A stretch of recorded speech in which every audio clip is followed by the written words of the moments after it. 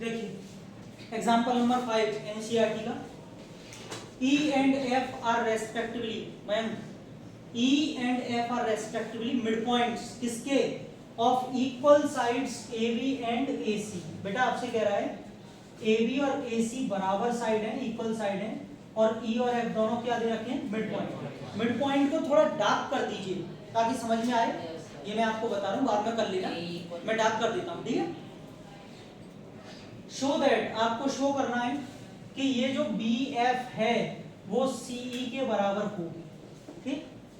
अब सुनिए, आपके पास बेटा दो तरीके हैं, दो ऑप्शंस हैं आयुष, या तो आप ऊपर वाले ट्राइंगल्स में ले लो ABF और AEC, दिख गए दोनों ऊपर वाले ट्राइंगल, या फिर दोनों नीचे वाले भी ले सकते हो। नीचे वाले अगर लोगे तो BEC और इधर से BFC, समझ गए। पहले किस वाले से बताऊं, ऊपर वाले से नीचे वाले? चलो दोनों ही बतानी है मुझे, ऊपर से चालू करते हैं, पहले ऊपर वाले से लेते हैं। बेटा मैंने कहा था जब चीजें समझ में कम आए तो उनको कट करके बाहर निकाल लिया करो। भक्ति ऊपर वाला, हाँ बेटा टारगेट, टारगेट ही सेट कर रहा हूँ, ABE सॉरी F। देखो बच्चों ABF ये निकाल लिए इसी शेप में, इधर वाला कट करके निकालेंगे ACE। यहाँ तक सबको समझ में आ गया। सबसे पहले बेटा दिव्यांशु गिवन क्या है, वो कह रहा है E और F मिड पॉइंट है किसके, इक्वल साइड से। इक्वल साइड क्या है, AB is equal to AC, AB AC के बराबर है, ये उसने बोल रखा है। तो बेटा मैं यहाँ पे मार्क कर लूँ, इनको आसानी हो जाएगी मेरे लिए। बी एंगल का E है मिड पॉइंट और C का F जो है वो AC का मिड पॉइंट है, F जो है ना ये वाला वो AC का मिड पॉइंट है, और E जो है वो AB का मिड पॉइंट है, समझ गए। चलिए देखिए ये F लिखा हुआ है बच्चों, ये गिवन में एक तो ये दिया है, और एक आपको चीज क्या दे रखी है, E and F are the midpoints of AB and AC, midpoints of AB and AC respectively, क्योंकि E जो दे रखी है वो AB की है और F AC की है। E पहले लिखा है तो AB पहले लिखा जाएगा, F पहले बाद में लिखा है तो AC बाद में लिखा जाएगा।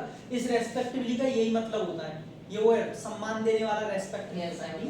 हाँ अब ये तो गिवन हो गया, हमको क्या लेना है नेक्स्ट, टू प्रूव, हमको प्रूव करना है कंस्ट्रक्शन की जरूरत है नहीं है, ऐसे ही प्रूफ करेंगे। समझिए अब टारगेट सेट करते हैं।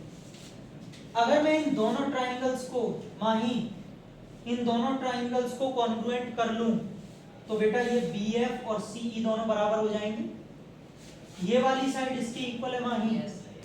बेटा एक बात बताओ, जो ये एंगल A है वो एंगल A दोनों सेम ही तो है, बराबर होंगे, कॉमन होंगे। ये वाला एंगल A दोनों में आ रहा है, कॉमन होगा। और सुनो एक चीज और रहेगी बस, यहाँ पर एक बात बताइए आप कि AB AC के क्या है, इक्वल है, क्या होगी, इक्वल है। अगर मैं दोनों साइड हाफ का मल्टीप्लाई कर दूं तो बच्चों मैंने कोई गलती कर दी क्या, AB का, ये रहा AB का हाफ क्या मैं AE बोल सकता हूँ, AE वो मैं जब तक बोल सकता हूँ जब तक E मिड पॉइंट है। तो बेटा AB का हाफ AE होता है, यानी कि AE ये रहा, और इधर से AC का हाफ AF हो जाएगा क्योंकि F मिड पॉइंट, यानी कि ये रहा। तो बच्चों यहाँ पे AE किसके इक्वल आ जाएगा, AF। अब दिशिता से पूछा है, बस मैंने दिशिता बताएंगी, दिशिता AE AF के भी इक्वल हो गया, सिर्फ मुझे प्रॉपर्टी का नाम बताओ।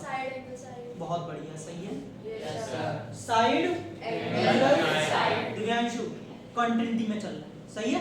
अगर ये साइड एंगल साइड से दोनों कॉन्ग्रुएंट हैं तो BF CE के इक्वल होगा बाय CE। क्लियर, ये पहला मेथड समझ में आ गया। दूसरे की बात बाद में करेंगे, पहले पहला लिख लो, पहला तो लिख लो और दूसरा समझ लेना, और लिखना हो तो वो भी लिख लेना, आपकी इच्छा है। पहले ट्राइंगल्स को मेंशन करते हैं बेटा, कौन से ट्राइंगल में, ABF F and triangle A E C या ए सी कुछ भी बोल सकते हैं, यहाँ पे कोई इशू नहीं है।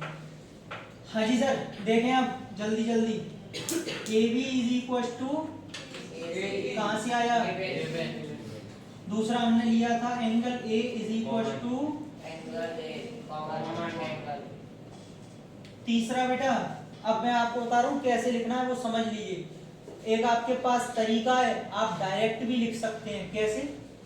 ए F is equal to A F is equal to, लेकिन आपको रीजन इसका प्रॉपरली देना पड़ेगा। अब वो कैसे देंगे सुनिए, सेंस लगाइए। ये चीज जो मैंने आपको यहाँ पे रफली समझाई है ना, वो आपको यहाँ लिखनी पड़ेगी। आपको पता है कि ए बी ए सी के इक्वल है, तो उन दोनों के हाफ भी इक्वल होंगे, तो आपको लिखना पड़ेगा half of A B is equal to half of A C. Examiner अपने आप समझ जाएगा कि ए बी का हाफ आपको क्या लेना है और ए सी का हाफ आपको क्या लेना है। अगर इन दोनों में हाफ बराबर है तो ये दोनों साइड भी बराबर होंगे। क्लियर हो पा रहा है? Yes sir. पक्का? जिससे हम फिगर में देख सकते हैं therefore triangle A B F, यही तो है ट्राइंगल ए बी एफ। बेटा कॉन्ग्रुएंट तो लगा लिया है, अब अगले जो नाम लिखना है वो बहुत ध्यान से लिखना है। अर्पित पहले समझ लो, ए बी एफ। अब आप ऐसे क्या लिखेंगे वो सोच समझ के चलिए। यस, क्योंकि बेटा ए के बराबर है, एंगल ए फर्स्ट का है जी, तो यहाँ से क्या आ जाएगा A C by side angle side route. और अगर ये दोनों ट्राइंगल्स कॉन्ग्रुएंट हैं तो यहाँ से B F is equal to किसके, कैसे, हेंस प्रूव्ड। यही लाना था आपको, ये रहा, कहाँ गया, ये रहा बी एफ सी। ठीक है, नोट करिए। दूसरा मेथड आपको मैं फिर से बताता हूँ नीचे वालों से, ये तो ऊपर से था।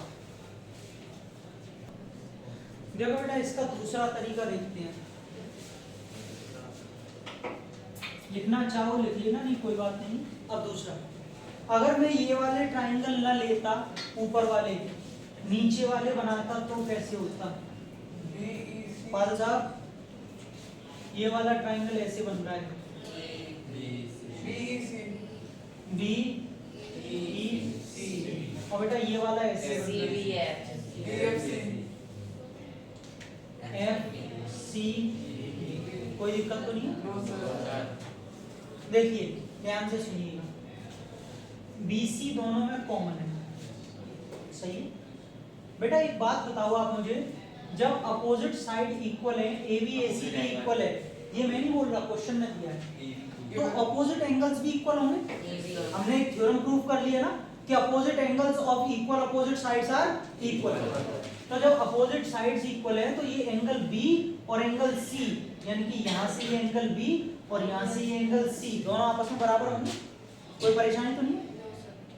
आगे देखिए, कौन सा बेटा, कौन सा? अच्छा हाँ, ये आधा आधा है ना। नहीं, मैं एक रफली आइडिया आपको लेके दिखा रहा हूँ इसमें। ऐसे आप एक काम करो, अगर यहाँ पे आप सही कह रहे हो आधा है, आप यहाँ पे बना लो ये पूरा एंगल इसके। अब तो सही है, अब तो ठीक है। देखो बेटा, एक तो आपका यहाँ पे BC कॉमन हो गई दोनों में, इनमें देखो, इनमें और इसमें एक तो कॉमन हो गई। यहाँ से ये एंगल B एंगल C के बराबर हो गया। अब तीसरी चीज, क्या AB AC के इक्वल है? Yes sir. दोनों के हाफ कैसे होंगे?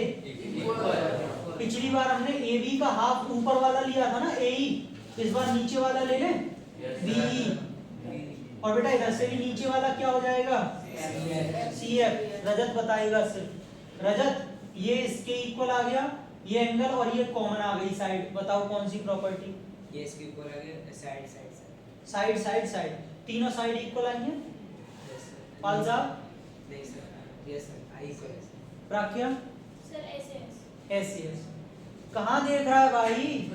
ये साइड है और ये बीच में एंगल बोल तो रहा हूँ, फिर ये साइड है, कहाँ तीसरी साइड कहाँ दिख रही है तुझे? तो मैंने नीचे वाली साइड एंगल से दोनों ट्राइंगल, ये भी साइड एंगल साइड से हो रहा है, लेकिन नीचे वाले ट्राइंगल किसके लिए लिख के दे दूं? बोलो किसको लिखाना है, मैं लिखा भी दूंगा कि अपने आप कर लोगे? पक्का? तो ये ऐसे, ठीक है। हाँ बोलिए। सर, इसमें पहले एंगल Doubt है। EBF को ऐड तो करना पड़ेगा। ई बी F को क्यों ऐड करना पड़ेगा? F अरे ये ट्राइंगल में ये दो साइड है ना, ये दोनों बराबर है, तो इसके अपोजिट एंगल तो पूरा एंगल बी तो बनेगा। बस तो फिर ऐड क्यों कर रहा है? ये एंगल बी जो है पूरा इसमें आ गया ना, बीईसी में इसमें आ गया ना, ये ऐसे करके, समझ गया? हाफ लाइन डालेंगे। नहीं ठीक है, नहीं लिखा ना? हाँ बोलो। एंगल वाला समझ नहीं आया आपने कहा था।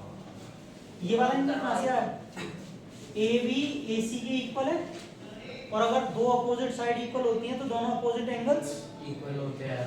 ए बी के अपोजिट कौन है? पूरा एंगल सी, और इसके अपोजिट कौन है? Angle B. अब आपको अगर डाउट हो रहा हो तो थोड़ा यहाँ से देख लो, मैं समझ गया क्या डाउट हो रहा है। एंगल बी किस वाले ट्राइंगल में आ रहा है? बीईसी आ गया, बराबर है पूरा। अब अगर हम देखें एंगल सी, इसको रब कर देता हूँ, एंगल सी किस में आ रहा है?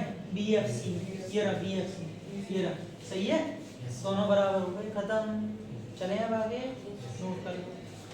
नोट तो करना है।